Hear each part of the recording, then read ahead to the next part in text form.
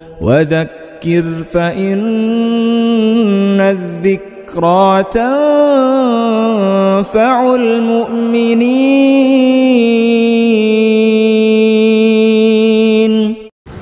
الحمد لله نحمده ونستعينه ونستغفره ونؤمن به ونتوكل عليه ونعوذ بالله من شرور أنفسنا ومن سيئات أعمالنا من يهده الله فلا مضل له ومن يضلله فلا هادي له ونشهد أن لا إله إلا الله وحده لا شريك له ونشهد أن سيدنا ونبينا ومولانا محمدا عبده ورسوله صلى الله تعالى عليه وعلى آله وأصحابه وبارك وسلم تسليما كثيرا أما بعد فأعوذ بالله من الشيطان الرجيم بسم الله الرحمن الرحيم قل للمؤمنين يغضوا من أبصارهم ويحفظوا فروجهم ذلك أزكى لهم إن الله خبير بما يصنعون. بزرگان محترم اور برادران عزیز، یہ سورہ نور کی ایک آیت ہے جو آج تراویح میں پڑھی گئی. اس سورت کے زیادہ تر مضامین اصلاح معاشرہ سے تعلق رکھتے ہیں. اس سورت میں معاشرے کی اصلاح کے بہترین اصولوں کو بیان کیا گیا ہے اور اسی سلسلے کی ایک کڑی اس آیت پاک میں بیان کی گئی اور وہ ہے اپنی نظر اور شرمگاہ کی حفاظت. اللہ رب العالمین نے بندوں کو جن نعمتوں سے سرفراز فرمایا ہے، ان نعمتوں میں آنکھ کی نعمت عظیم الشان نعمت ہے. یہ واقعی اللہ تعالی کی قدرت کی ایک عجیب و غریب نشانی ہے اور اس میں اللہ کی قدرت کے انگنت نظارے موجود ہیں.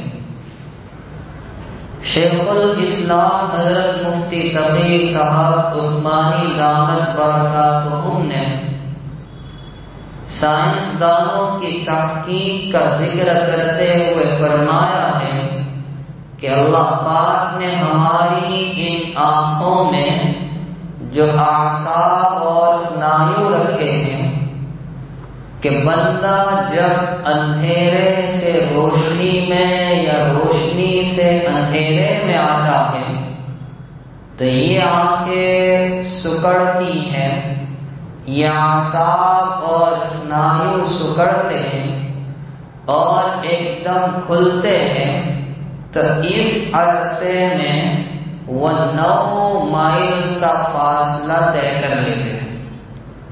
آپ اس سے اندازہ لگائے کہ اس خالق کائنات نے بن مانگے مفت میں ہمیں کیسی عظیم یہ نعمت عطا کی ہے.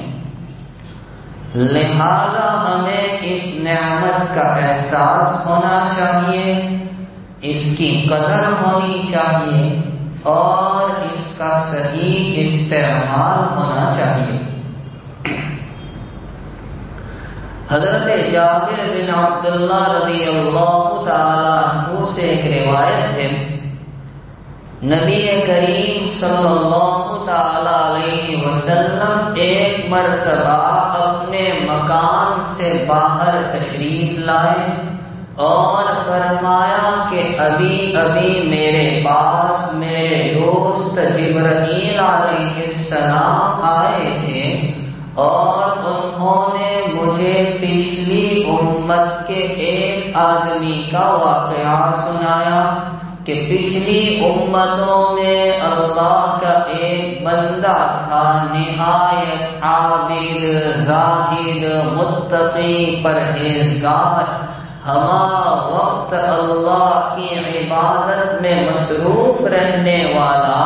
وہ اپنے گھر بار کو چھوڑ کر پانی کے بیچ میں ایک جزیرے پر چلا گیا تاکہ یکسوئی اور تنہائی میں اللہ کی عبادت کر سکے۔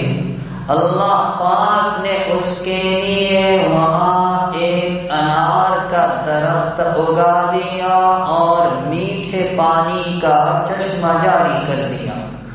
اگر اس کو بھوک کا تقاضا ہوتا تو وہ اس درخت سے انار توڑ کر کھا لیتا، پیاس ہوتی تو میٹھے چشمے کا پانی پی لیتا اور پھر دن رات پورا وقت اللہ کی عبادت میں مصروف رہتا۔ اس طرح اس نے اخلاص کے ساتھ، جس میں ریاکاری کا احتمال ہی نہیں، ریاکاری وہاں ہوتی ہے جہاں کوئی دیکھنے والا ہو اور یہاں تو کوئی دیکھنے والا ہے ہی نہیں، ایسی اخلاص کے ساتھ اس نے 500 سال اللہ کی عبادت کی۔ جب اس کی وفات کا وقت قریب آیا تو اس نے پروردگار سے دعا کی، پروردگار عالم میری روح آپ سجدے کی حالت میں قبض کیجئے کہ موت آئے تو میں سجدے میں۔ اللہ نے اس کی دعا قبول کی اور یہ بھی دعا کی اس نے کہ زمین پر میرے جسم کو حرام کر دے کہ وہ میرے جسم کو فنا نہ کرے اور ختم نہ کرے، تاکہ میں اسی حالت میں قیامت کے دن اٹھوں۔ اللہ پاک نے یہ دعا بھی قبول کر لی، چنانچہ روایتوں میں آتا ہے کہ قیامت تک وہ اسی حال میں رہے گا، اور جب قیامت قائم ہوگی اس کو باری تعالی کے دربار میں پیش کیا جائے گا۔ رب کائنات فرشتوں کو حکم دیں گے کہ جاؤ میرے اس بندے کو میرے فضل و کرم سے جنت میں داخل کر دو۔ وہ کہے گا آپ کے فضل سے کیوں؟ میری عبادتوں کی وجہ سے میں نے 1-2 سال نہیں 500 سال اخلاص کے ساتھ تیری عبادت کی ہے، کوئی دیکھنے والا نہیں، ایسی عبادت جس میں ریا کا شبہ بھی نہیں۔ اللہ فرمائیں گے اچھا تجھے اپنی عبادتوں پر بڑا ناز اور غرور ہے؟ اب حکم دیا جائے گا، فرشتوں سے کہا جائے گا کہ ذرا میری نعمتوں کا اور اس کی عبادت کا مقابلہ کر کے دیکھو۔ تو جب اللہ کی نعمتوں کا اور اس کی ہوئی عبادتوں کا مقابلہ کیا جائے گا تو صرف آنکھ کی جو نعمت اللہ نے دی ہے اسی نعمت کی بھرپائی میں 500 سال کی مخلصانہ عبادت ختم ہو جائے گی۔ باقی نعمتیں تو دوسری طرف اب وہ تھر تھر کانپ رہا ہوگا، حکم ہوگا کہ فرشتوں لے جاؤ اسے گھسیٹ کر جہنم میں داخل کرو۔ وہ اپیل کرے گا، درخواست کرے گا نہیں پروردگار تیرے فضل سے مجھے جنت میں داخل کر دے۔ اللہ فرمائیں گے جا ہم نے تجھے معاف کیا۔ اس سے پتہ چلا کہ یہ جو نعمت اللہ نے ہمیں دی ہے کیسی عظیم الشان نعمت ہے، لہذا اس کا صحیح استعمال ہونا چاہیے۔ ناجائز امور میں مبتلا ہونے سے، گناہوں کے مواقع پر اٹھنے سے اس کی حفاظت ہونی چاہیے۔ اس زمانے میں یہ گناہ اتنا عام ہو چکا ہے کہ اس کو گناہ سمجھا بھی نہیں جاتا۔ بندہ روزے کی حالت میں بھی یہ گناہ کر رہا ہے، طواف کرتے کرتے بھی یہ گناہ ہو رہا ہے، صفا مروہ کی سعی ہو رہی ہے تو بھی یہ گناہ ہو رہا ہے۔ اللہ حفاظت فرمائے۔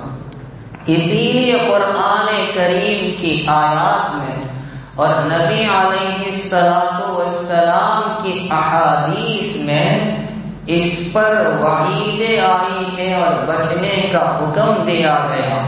قرآن کریم کے انداز کو دیکھیں، اللہ نے جہاں اور گناہوں سے بچنے کا حکم دیا تو خطاب صرف مردوں کو کیا، عورتیں مردوں کے ضمن میں آ جاتی ہیں۔ مثلا اللہ نے زنا سے روکا تو فرمایا لا تقربوا الزنا، خطاب مردوں کو ہے لیکن عورتیں بھی اس حکم میں شامل۔ قتل سے روکا لا تقتلوا النفس التي حرم الله الا بالحق، خطاب مردوں کو ہے لیکن عورتیں بھی اس میں شامل، عورتوں کو الگ حکم نہیں ہے۔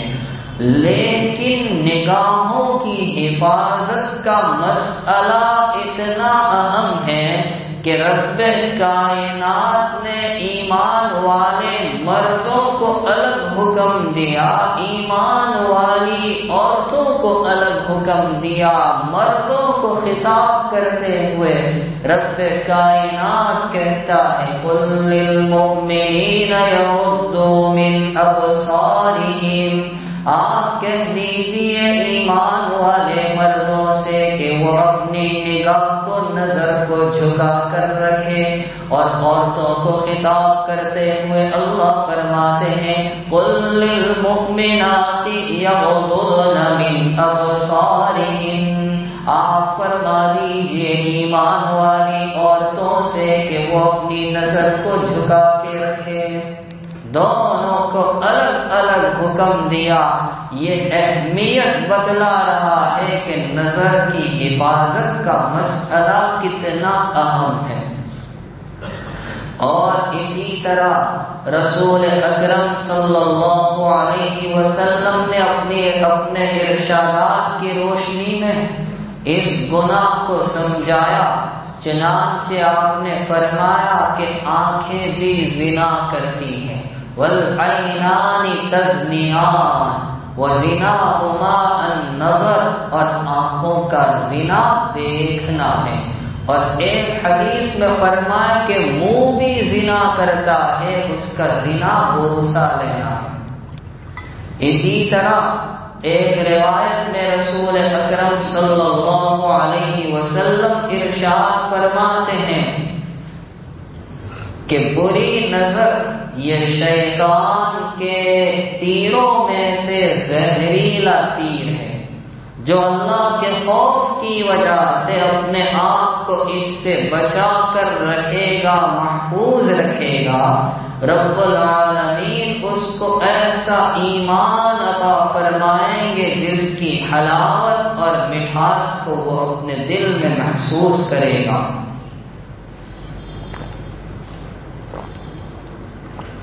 حضرت جریر بن عبداللہ رضی اللہ تعالی عنہ نبی کریم صلی اللہ علیہ وسلم سے کہتے ہیں کہ میں نے نظر کے بارے میں آپ سے پوچھا کہ اگر کسی اجنبیہ پر، غیر محرم پر اچانک نظر پڑ جائے تو کیا حکم ہے؟ اللہ کے نبی علیہ السلام نے فرمایا فوراً اپنی نظر کو ہٹا دو۔ اور حضرت علی بن ابی طالب رضی اللہ تعالی عنہ کو نبی کریم صلی اللہ علیہ وسلم نے نصیحت کرتے ہوئے فرمایا تھا، اے علی، ایک نظر کے بعد دوسری نظر مت ڈالو، اچانک کی پہلی نظر تو معاف ہے لیکن دوسری معاف نہیں۔ اسی طرح حضرت معقل بن یسار رضی اللہ تعالی عنہ نبی کریم صلی اللہ علیہ وسلم کا ارشاد عالی نقل کرتے ہیں کہ تم میں سے کسی کے چہرے پر لوہے کی سوئی مار دی جائے، یہ بہتر ہے اس سے کہ وہ غیر محرم اور اجنبیہ پر اپنی نظر کو اٹھائے۔ اور ایک روایت میں نبی اکرم صلی اللہ تعالی علیہ وسلم ارشاد فرماتے ہیں کہ تم اپنی نظر کی اور اپنی شرمگاہ کی ضرور بے ضرور حفاظت کرو، اگر ایسا نہیں کرو گے تو اللہ تعالی تمہارے چہرے کی رونق کو ختم کر دے گا۔ حضرت سہل بن سعد الساعدی رضی اللہ تعالی عنہ کہتے ہیں کہ ایک صاحب نبی علیہ الصلوۃ والسلام سے ملاقات کے لیے ان کے گھر پر گئے، دروازے پر دستک دی اور اندر جھانکنے لگے۔ نبی کریم صلی اللہ علیہ وسلم کے ہاتھ مبارک میں لوہے کا ایک کنگا تھا جو آپ اپنے سر پر گھما رہے تھے۔ آپ باہر تشریف لائے اور فرمایا، اگر مجھے معلوم ہوتا کہ تم انتظار کر رہے ہو تو یہ کنگا تمہاری آنکھ میں داخل کر دیتا، اور فرمایا کہ اجازت کا حکم اسی لیے تو دیا گیا ہے کہ کسی کے مکان پر جاؤ تو اجازت لے لیا کرو تاکہ غیر محرم پر اجنبی پر نظر نہ جائے۔ حضرت عبداللہ بن مسعود رضی اللہ تعالی عنہ ایک ساتھی کو لے کر ایک مریض کی عیادت کے لیے گئے تو وہ اس گھر کی مستورات کو دیکھنے لگا تو عبداللہ ابن مسعود رضی اللہ تعالی عنہ نے فرمایا، تمہاری آنکھیں پھوٹ جاتی، یہ بہتر ہوتا اس سے کہ تم کسی پر اپنی نظر کو اٹھا کر رکھو۔ تو یہ ارشادات ہیں نبی علیہ الصلوۃ والسلام کے، جن سے معلوم ہوتا ہے کہ یہ گناہ کتنا خطرناک اور کتنا سنگین ہے، اور ہمارے اسلاف نے، بڑوں نے، اکابر نے بھی اس کی سنگینی کو بیان کیا ہے۔ چنانچہ روایتوں میں آتا ہے کہ حضرت داؤد علیہ السلام نے اپنے صاحبزادے، اپنے فرزند حضرت سلیمان علیہ السلام کو نصیحت کرتے ہوئے فرمایا تھا کہ بیٹے سانپ کے پیچھے چلے جانا لیکن کسی عورت کے پیچھے مت جانا۔ اور امام غزالی رحمت اللہ علیہ نے احیاء العلوم میں لکھا ہے، سیدنا عیسیٰ علیہ السلام کا یہ ملفوظ اور جملہ ایاکم والنظرۃ فإنها تزرع فی القلب شہوۃ وکفی بها فتنہ، کہ تم بری نظر سے بچو اس لیے کہ یہ دل میں شہوت کا بیج پیدا کرتی ہے اور فتنہ پیدا ہونے کے لیے اتنا ہی کافی ہے۔ اور حضرت یحییٰ علیہ السلام جلیل القدر پیغمبر ہیں۔ کسی نے آپ سے پوچھا زنا کی ابتدا اور زنا کی شروعات کہاں سے ہوتی ہے، تو آپ نے آنکھ کی جانب اشارہ کر کے فرمایا یہاں سے۔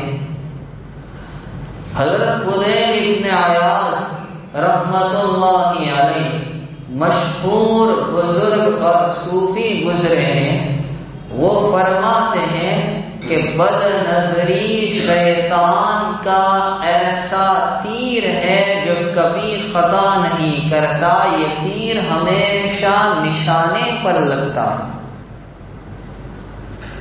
اور حضرت جنید بغدادی رحمت اللہ علیہ فرمایا کرتے تھے کہ اپنی اس آنکھ سے جس سے تم اللہ کی نعمتوں کا مشاہدہ کرتے ہو، بری نظر سے بچا کر رکھو۔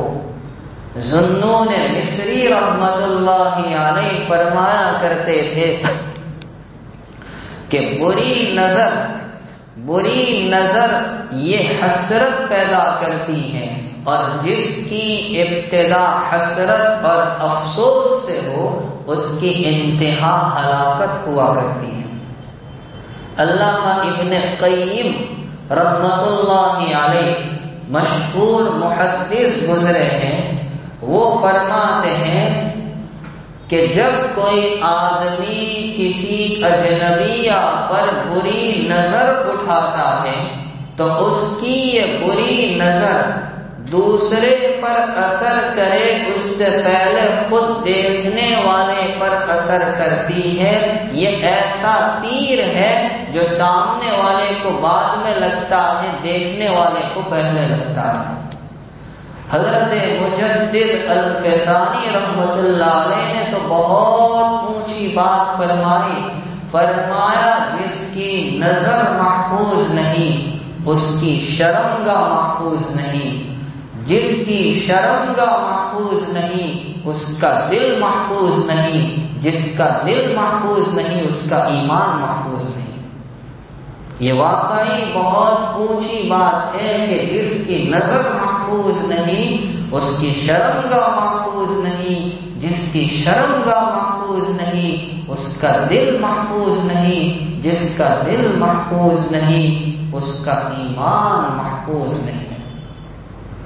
اور ہمارے بزرگوں میں حضرت مولانا خلیل احمد سہارنپوری رحمت اللہ علیہ فرمایا کرتے تھے کہ بد نظری قوت حافظہ کے لیے زہر قاتل ہے، کہ اس کی وجہ سے قوت حافظہ بہت جلد ختم ہو جاتا ہے۔ آج والدین شکایت کرتے ہیں اپنے اولاد کے حافظوں کو لے کر، یا جوان آدمی شکایت کرتے کہ یاد نہیں رہتا، کل کی بات یاد نہیں، شام کی بات رات تک بھول گئے۔ تو یہ جو ہمارے ذہن کمزور ہو گئے، حافظوں میں قوت جو تھی اس میں کمی آ گئی، اس کی بنیادی وجہ یہ ہے کہ عمومی طور پر ہم بد نظری کا شکار ہو چکے ہیں، اور یہ بد نظری تو قوت حافظہ کے لیے قتل کرنے والے زہر کی طرح ہے۔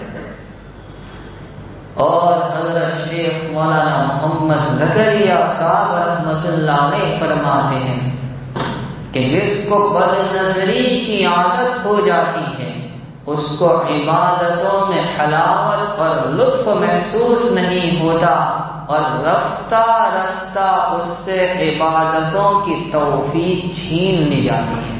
اللہ حفاظت فرمائے۔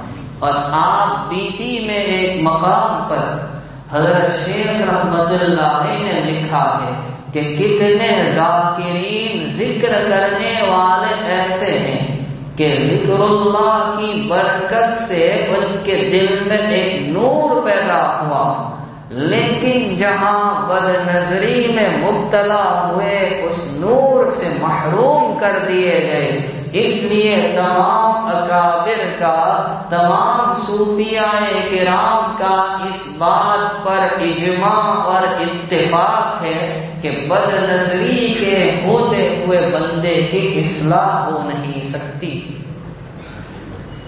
تو قرآن کریم کی آیات، نبی علیہ السلام کی احادیث اور اکابر کے ان ارشادات کی روشنی میں نے آپ کے سامنے اس گناہ کی کچھ برائی اور مذمت کو پیش کیا کہ یہ کتنا خطرناک جرم ہے۔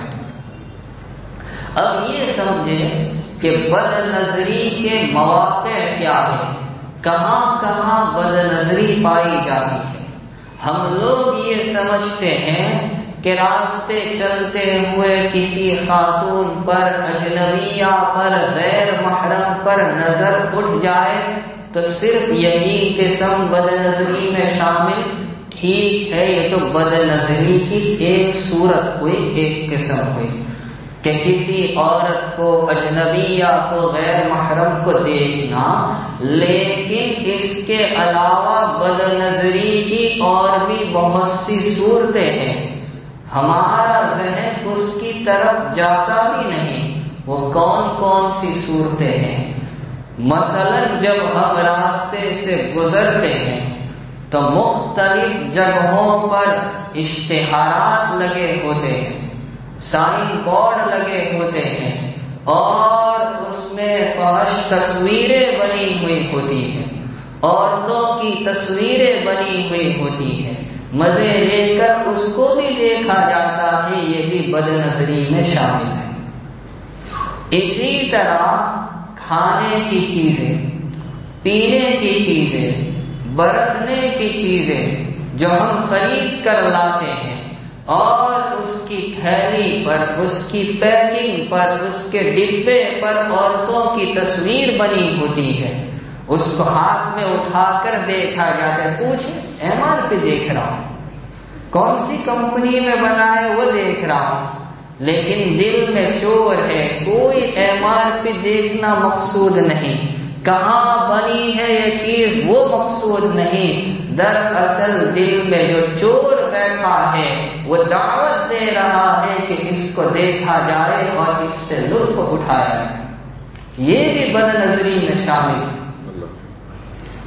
اسی طرح اخبار اور میگزین میں جو فحش تصویریں آتی ہیں، اور اب تو باقاعدہ پلان کے ساتھ پورتیاں آپ لوگوں کی زبان میں، جس کا مقصد صرف یہ کہ ہماری نظر کو اور ہمارے دل کو اور ہمارے ایمان کو خراب کیا جائے، تو اس میں بھی بد نظری پائی جاتی ہے۔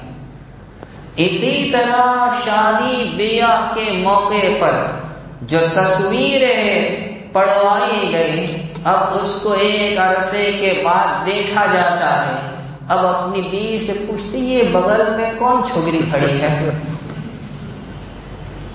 تو یہ کیا ہے؟ یہ بھی بد نظری میں شامل ہے۔ تو یاد رکھے صرف راستے میں چلتی ہوئی عورت کو دیکھنا یہ بد نظری میں شامل نہیں، یہ ساری قسمیں، اور ان سب کے علاوہ ٹی وی اور انٹرنیٹ جو بد نظری کا اڈا ہے، آپ اس میں چاہے سماچار دیکھیں، لیکن سماچار دیکھتے ہوئے جو خاتون آتی ہے تو وچار کہیں اور چلا جاتا ہے، یہ بھی بد نظری میں تو شامل ہے۔ الغرض یہ ساری اقسام علماء نے بیان کی ہیں۔ بد نظری کے مفاسد کیا ہے، نقصانات کیا ہے؟ جسمانی اعتبار سے بھی نقصانات ہیں، روحانی اعتبار سے بھی نقصانات ہیں۔ جسمانی اعتبار سے نقصانات یہ ہے کہ مردانے کمزور ہو جاتے ہیں، پیشاب کی تکلیف ہو جاتی ہے، قوت مردانگی میں کمزوری آ جاتی ہے، جوڑوں میں اور کمر میں درد پیدا ہو جاتا ہے، سر چکرانے لگتا ہے، مزاج میں چڑچڑاپن اور غصہ آ جاتا ہے، ہمت اور ارادہ پست ہو جاتا ہے، دل میں قساوت اور سختی پیدا ہوتی ہے۔ یہ سارے نقصانات تو جسمانی ہیں، اور روحانی نقصانات کیا ہے؟ چہرے کا نور اڑ جاتا ہے، قوت حافظہ کمزور ہو جاتا ہے، اور اللہ حفاظت فرمائے سوء خاتمہ کا اندیشہ ہے۔ مصر کے اندر ایک مؤذن اذان دینے کے لیے چھت پر چڑھا. پڑوس میں ایک عیسائی لڑکی رہتی تھی. اس پر نظر گری، دیکھتے ہی اس پر معشوق اور فریفتہ ہو گیا. اذان چھوڑتے ہی سیدھا اس کے گھر پہنچا اور اس کو گناہ کی دعوت کی. اس نے کہا کہ میرا باپ اس کام کے لیے تیار نہیں ہوگا اور میں تو ایک عیسائی ہوں، کہ میں تم سے نکاح کرنا چاہتا ہوں، کہ میرا باپ راضی نہیں ہوگا، کہ میں عیسائی بن جاتا ہوں. اللہ حفاظت فرمائے. اس ایک لڑکی کو پانے کے لیے اس نے عیسائیت کو اپنا لیا اور شام کے وقت وہ مکان کی چھت پر کسی کام سے چڑھا ہوا تھا، پیر پھسلا اور گرا، مر گیا. نہ لڑکی ہاتھ میں آئی اور دین و ایمان بھی چلا گیا.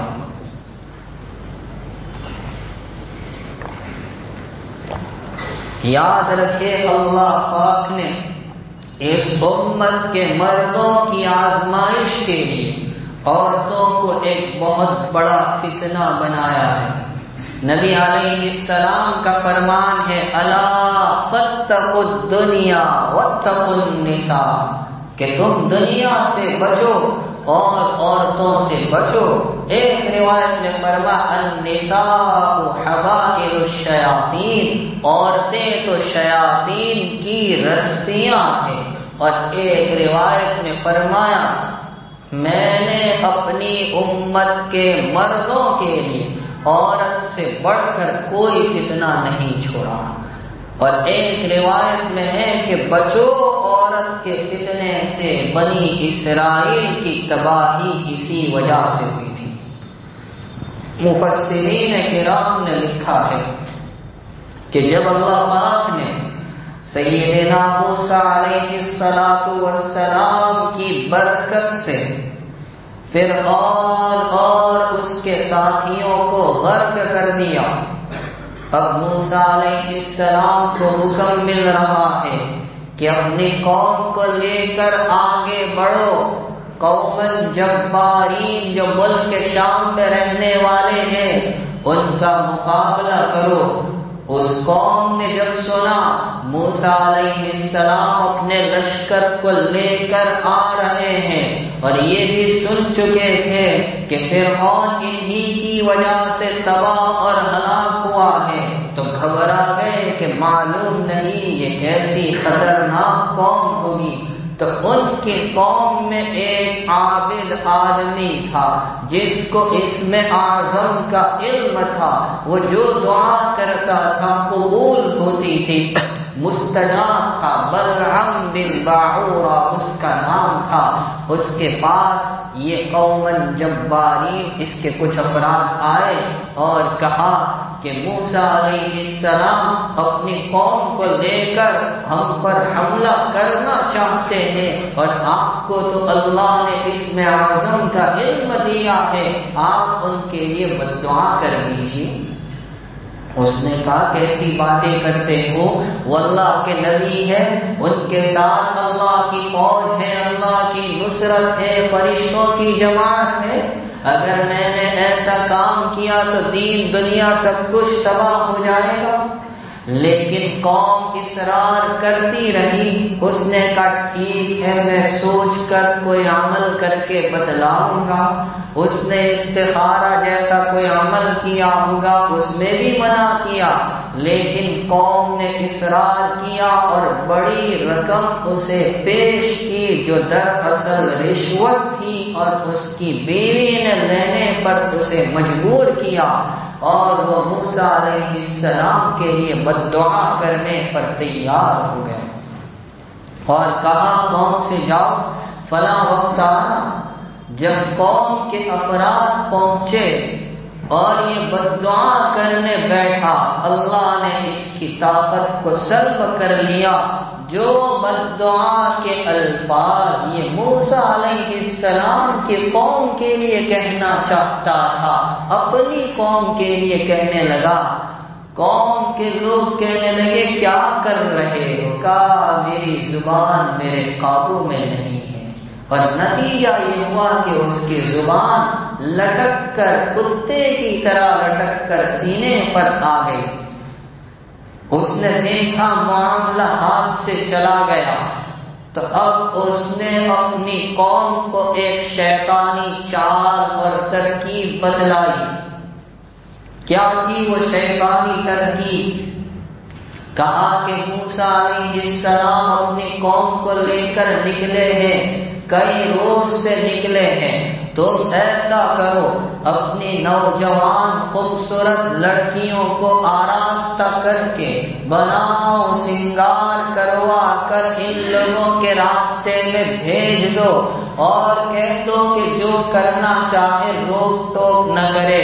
موسیٰ علیہ السلام نے اس فتنے سے اپنی قوم کو آگاہ کیا کہ یہ بڑی خطرناک چال ہے، خدا را اس میں مبتلا مت ہونا۔ ایک آدمی مبتلا ہو گیا، نتیجہ یہ نکلا کہ اللہ نے طاعون کی وبا بھیج دی اور ایک ہی دن میں 70,000 آدمی مارے گئے۔ مثنوی شریف میں مولانا روم نے لکھا ہے کہ جب شیطان کو باری تعالی کے دربار سے نکالا گیا، وہ ملعون اور مردود بنا، تو کہنے لگا پروردگار تیرے بندوں کو بہکانے کے لیے، گمراہ کرنے کے لیے تو مجھے کوئی مضبوط جال دے دے۔ عجیب ہے، اللہ نکال رہے ہیں اور مانگ بھی رہا ہے اللہ سے۔ اللہ نے فرمایا ٹھیک ہے، اس کو سونے چاندی کا اور اعلیٰ قسم کے گھوڑوں کا، مویشیوں کا جال دیا گیا، لیکن اس کو پسند نہیں آیا۔ کہا مجھے کوئی مضبوط جال چاہیے۔ اللہ نے بیش بہا قیمتی جواہرات کا جال پیش کیا، لیکن اس نے منہ بنایا، پسند نہیں آیا۔ اللہ تعالیٰ نے اس کو طرح طرح کے مطعومات، مشروبات کا، لباس و پوشاک کا، کھانے پینے کی اشیاء کا جال پیش کیا کہ یہ لے جا، اس میں مبتلا کر کے میرے بندوں کو بہکانا۔ اس کو پسند نہیں آیا، مجھے کوئی اچھا جال چاہیے۔ اللہ نے شراب کا جال پیش کیا تو تھوڑا مسکرایا، کا اور کوئی مضبوط جال ملے تو اللہ پاک نے خوبصورت لڑکیوں کا جال پیش کیا، تو وہ دیکھتے ہی ناچنے لگا کہ بس تیرے بندوں کو بہکانے کے لیے یہی کافی ہے۔ آپ اس سے اندازہ لگائے کہ اللہ پاک نے اس امت کے مردوں کی آزمائش کے لیے عورتوں کو رسیاں اور فتنہ قرار دیا ہے، اور نبی علیہ السلام نے آگاہ کیا ہے کہ اپنے آپ کو بچاؤ، ان کے جال میں گرفتار ہونے سے محفوظ رہو۔ سوال یہ ہوتا ہے کہ بد نظری سے کیسے بچے، علاج کیا ہو؟ تو بہت سے علاج علماء نے بتلائے۔ ایک علاج تو علماء نے یہ بتلایا ہے کہ خیال بدل دیں۔ جہاں بھی بد نظری کا موقع ہو، فوراً اپنے ذہن کو، اپنے خیال کو دوسری طرف لے جائے۔ امام غزالی رحمت اللہ علیہ نے اس کو وضاحت کے ساتھ سمجھایا، فرمایا کہ اے پیارے، جب تو راستے سے جا رہا ہو اور کوئی خوبصورت لڑکی آتی دکھائی دے، شیطان تجھے بہکائے، نظر اٹھانے کی دعوت دے، تو اس وقت شیطان سے مناظرہ کر۔ اب مناظرہ کیسے ہوگا؟ تو شیطان سے اور اپنے نفس سے کہہ کہ میں اس کو کیوں دیکھوں، میں تو توبہ کر چکا ہوں، اگر وہ بدصورت ہے تو دیکھ کر مجھے کیا فائدہ ہوگا، خواہ مخواہ گناہ بے لذت حاصل ہوگا، اور اگر وہ خوبصورت ہے تو بھی مجھے کیا فائدہ، اس لیے کہ ہر خوبصورت عورت مجھے ملنے والی تو ہے نہیں۔ تو جب بندہ اس طرح کا مناظرہ کرے گا تو انشاءاللہ اس سے یہ عادت رفتہ رفتہ ختم ہو جائے گی۔ دوسرا علاج، دوسری شکل حضرت تھانوی رحمت اللہ علیہ نے خیال بدلنے کے تعلق سے فرمائی۔ واقعی بڑی عجیب بات ہے، حکیم الامت ایسے ویسے نہیں کہا گیا۔ فرمایا کہ اگر تم جا رہے ہو راستے سے اور کسی اجنبیہ پر نظر اٹھنے کا مسئلہ ہو تو خیال بدل دو اور ذہن میں کسی ایسے آدمی کی تصویر بٹھاؤ جو کالا کلوٹا ہو، بد شکل ہو، اندھا ہو، گنجا ہو، بکھرے ہوئے بال والا ہو، موٹے ہونٹ والا ہو، ہاتھ پیر کی انگلیاں بھی پھٹے ہو۔ جب تم ایسے ڈراؤنے آدمی کی شکل ذہن میں بٹھاؤ گے تو وہ اجنبیہ کو دیکھنے کی جو لذت تمہیں آ رہی تھی فوراً ختم ہو جائے گی۔ تو یہ خیال بدلنے کا علاج حضرت تھانوی رحمت اللہ علیہ نے بتلایا ہے۔ خیال بدلنے کی ایک شکل علماء نے یہ بتلائی ہے کہ اگر تمہیں یہ اندیشہ ہو کہ بد نظری ہو جائے گی تو فوراً اسی وقت نظر جھکا کر اپنے شیخ اور اپنے پیر کا تصور کرو کہ میرا شیخ مجھ کو دیکھ رہا ہے۔ اگر آپ یہ سوچو گے کہ میرا شیخ، میرا پیر، میرا مرشد، اگر میں اس کی مجلس میں ہوں اور ایسی حرکت کروں اور وہ مجھے دیکھ لے تو کس قدر ناراض ہو، حالانکہ وہ یہاں نہیں ہے تو رب العالمین جو ذات ہما وقت ساتھ میں ہے، یعلم خائنۃ الاعین وما تخفی الصدور، آنکھوں کی خیانت کو بھی وہ جانتا ہے، دلوں کے اسرار اور بھید سے بھی وہ بخوبی واقف ہے۔ تو جب بندہ ایسا تصور دل میں لائے گا تو فوراً انشاءاللہ یہ کیفیت ختم ہو جائے گی۔ اور خیال بدلنے کی ایک شکل یہ بھی ہے کہ اگر بد نظری کا اندیشہ ہو تو سوچو یہ جب مر جائے گا، جس حسینہ کو میں دیکھنے جا رہا ہوں یہ مر جائے گی تو مر کر اس کا انجام کیا ہوگا؟ ہڈیاں اور چورا چورا ہو جانا، قبر میں بکھر جانا۔ جب بندہ آخرت اور قبر کا ایسا خیال ذہن میں لائے گا تو اس گناہ سے رک جائے گا۔ تو یہ ایک علاج ہوا، خیال بدلنا۔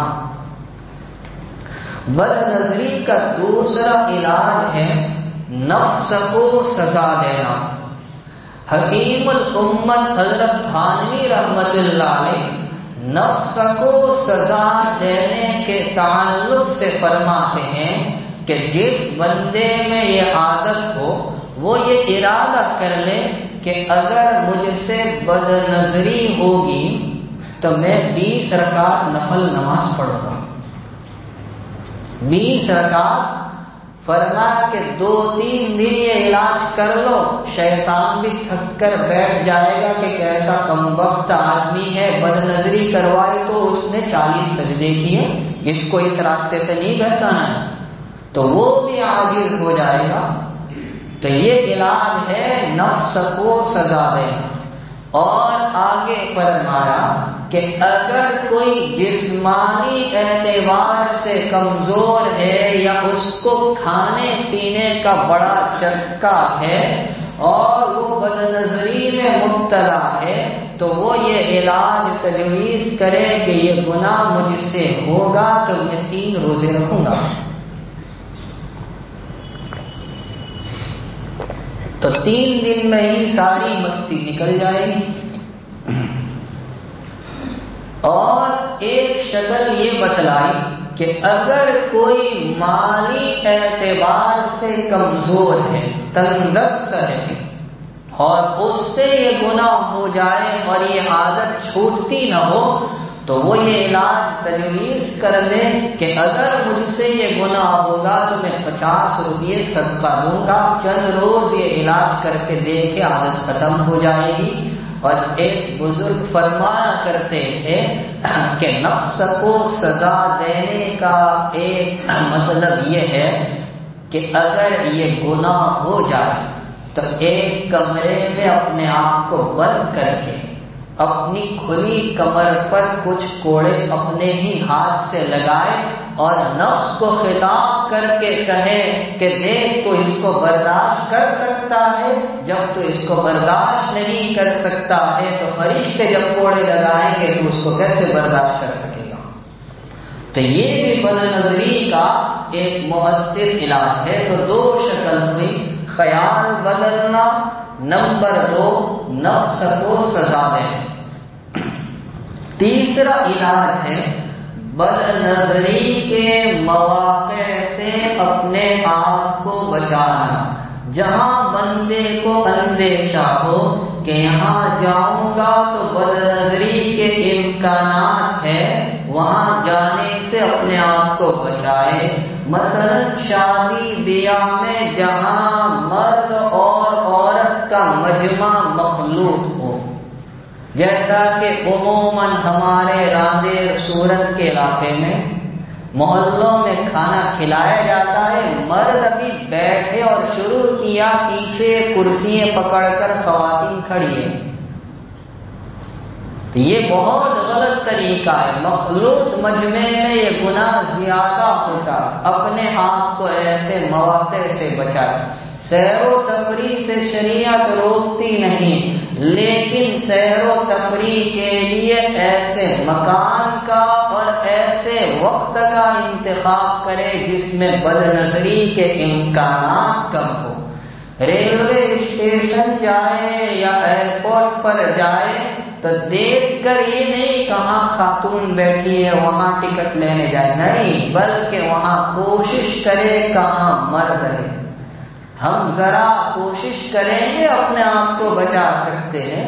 حکیم اختر صاحب رحمت اللہ علیہ فرمایا کرتے تھے کہ آپ ہوائی جہاز میں بیٹھے ہیں اور آپ اپنی کرسی کا بٹن دبا کر ایئر ہوسٹس کو بار بار بلاتے ہیں، یہ چیز چاہیے وہ چیز نہیں، آپ کے دل میں چور ہے، اس لیے آپ اس کو بار بار بلاتے ہیں۔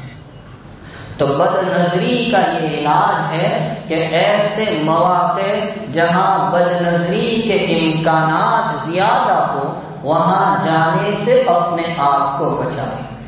چوتھا علاج علماء نے بتلایا ہے اپنی بیوی کو خوش کرے، خوش کرنے کی کوشش کرے، خوش ہو جائے وہ الگ بات ہے۔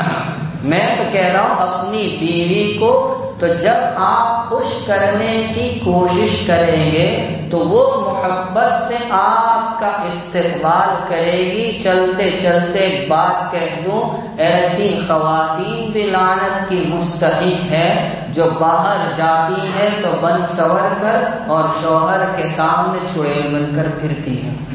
یہ بہت غلط طریقہ ہے۔ پانچواں علاج علماء نے بتلایا ہے، معیت ربانی کا تصور کیجئے کہ جب بھی بد نظری ہونے کا اندیشہ ہو فوراً دل میں یہ آیت لائے وَهُوَ مَعَكُمْ أَيْنَمَا كُنْتُمْ، کہ وہ تمہارے ساتھ ہے، وہ اوپر والا تمہارے ساتھ ہے، تمہاری کرتوت کو دیکھ رہا ہے۔ جب بندہ اپنے رب کی معیت کا، اس کے ساتھ ہونے کا تصور اپنے ذہن میں لے آئے گا تو انشاءاللہ یہ گناہ اس سے چھٹ جائے گا اور محبت الہی کا جام اس کو نصیب ہوگا۔ یہ پانچواں علاج ہے۔ چھٹا علاج یہ ہے کہ اگر بد نظری کا اندیشہ ہو تو حوروں کا تصور کریں۔ یہ تو بالکل کریں گے، اچھا علاج ہے۔ آپ یہ سوچے کہ میں ایسی عورت کو کیوں دیکھوں جو نجاست سے بھری ہوئی ہے، جس کو حیض بھی آتا ہے، نفاس بھی آتا ہے، پیشاب پاخانے کی حاجت سے بھی گزرنا پڑتا ہے، جسم میں کتنی گندگی ہے، بیمار ہو جائے تو چہرے کی رونق جاتی رہے، مر جائے تو قبر میں گل جائے، بوسیدہ ہو جائے، سڑ جائے، ریزہ ریزہ ہو جائے، تو ایسی عورت کو دیکھ کر میں اپنی نیکیاں کیوں ضائع کروں؟ اور اس کے بجائے اللہ نے ادنا جنتی کے لیے 72 حوریں تیار کر رکھی ہیں کہ جس کی چمک دمک کا عالم یہ ہے کہ اپنی انگلی دنیا میں دکھا دے تو عالم جگمگا اٹھے، جس کے دوپٹے کی قیمت دنیا وما فیہا سے زائد، جو اپنی انگلی کو کھارے پانی میں داخل کر دے تو اس میں شیرینی پیدا ہو جائے۔ اگر بندہ ان چیزوں کو سوچے گا اور اس کا تصور کرے گا تو اس کے لیے انشاءاللہ بچنا آسان ہو جائے گا۔ ساتواں علاج یہ ہے کہ ایسے موقع پر اپنی ماں بیٹی کا تصور کریں۔ یہ بھی بڑا اچھا علاج ہے کہ آپ اگر کسی کو دیکھنے جا رہے ہیں تو اگر آپ کی ماں بیٹی بہن کو کوئی دیکھے تو پیارے آقا علیہ السلام کے پاس ایک صاحب نے آ کر یہی کہا، اللہ کے نبی مجھے زنا کی اجازت دے دیجیے۔ آپ غصے نہیں ہوئے، بڑی حکمت سے آپ نے سمجھایا، فرمایا کہ اگر یہی کام تمہاری ماں کے ساتھ کوئی کرے تو اچھا لگے گا؟ کہ نہیں۔ بہن کے ساتھ، بیوی کے ساتھ، بیٹی کے ساتھ کرے تو اچھا لگے گا؟ کہ نہیں۔ کہ تم جس کام کی اجازت مانگ رہے ہو تو آخر وہ بھی تو کسی کی ماں ہوگی، کسی کی بیوی ہوگی، کسی کی بہن ہوگی، کسی کی بیٹی ہوگی۔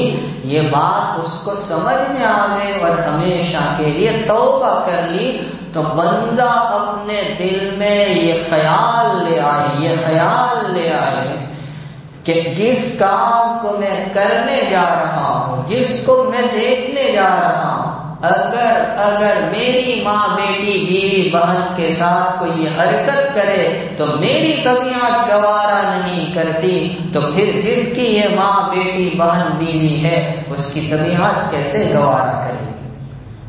8واں علاج یہ ہے کہ آنکھوں میں عذاب دیے جانے کا تصور کرے۔ علماء نے لکھا ہے کہ جو بری نظر میں مبتلا ہوتا ہے اللہ اس کی آنکھوں میں سیسا پگھلا کر گرم کر کے ڈالیں گے، اور ایک روایت میں ہے لوہے کی سلاخیں آگ میں تپا کر اس کے آنکھ میں گھسائی جائے گی۔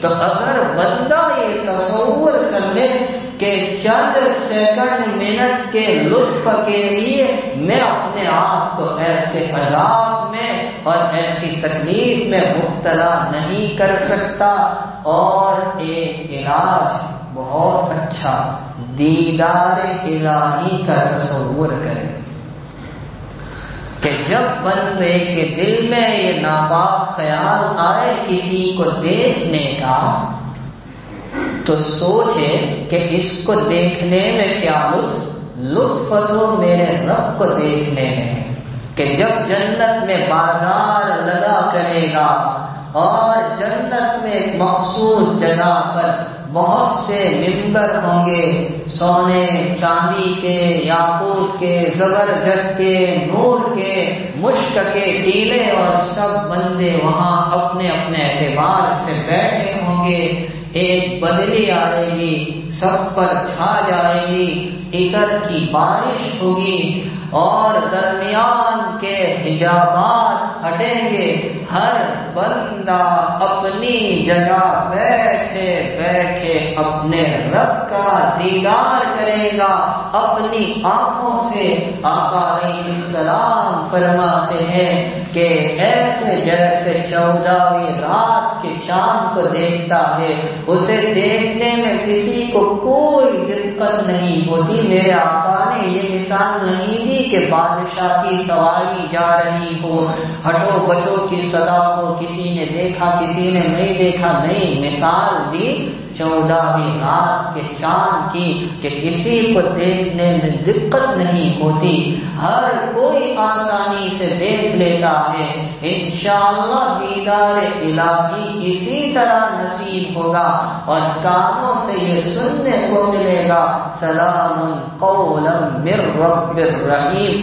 تو بندہ یہ تصور اپنے دل میں لائے، علماء نے لکھا ہے کہ جو بندہ یہ تصور لائے اور اپنے آپ کو بچائے تو ہر مرتبہ بری نظر پر اپنے آپ کو بچانے سے اتنی مرتبہ دیدار الہی کا لطف ملے گا۔ آپ نے ایک مرتبہ بچایا، ایک مرتبہ آپ کو دیدار نصیب ہوگا، 100 مواقع ایسے آئے اور آپ نے اپنے آپ کو بچایا، اللہ تعالیٰ 100 مرتبہ اپنے دیدار کے لطف سے نوازیں گے۔ تو اس وقت کا یہ خطرناک گناہ ہے، معاشرے میں کثرت سے پھیل رہا ہے، بچے جوان بوڑھے سب کوئی اسی میں مبتلا ہے۔ اللہ پاک نے اس آیت میں ہمیں یہی حکم دیا، اپنی نظر کو پست رکھو، اپنی شرمگاہ کی حفاظت کرو۔ جب نظروں میں جھکاؤ پیدا ہوگا تو شرمگاہ محفوظ ہو جائے گی، اور جب شرمگاہ محفوظ ہو جائے گی تو پیارے آقا علیہ السلام خود جنت کی ذمہ داری لیتے ہیں۔ رب کریم ہم سب کی حفاظت فرمائے، بچنا ہمارے لیے آسان فرمائے، اور بچنے پر جو انعامات ہیں ان انعامات سے ہم سب کو مالا مال فرمائے۔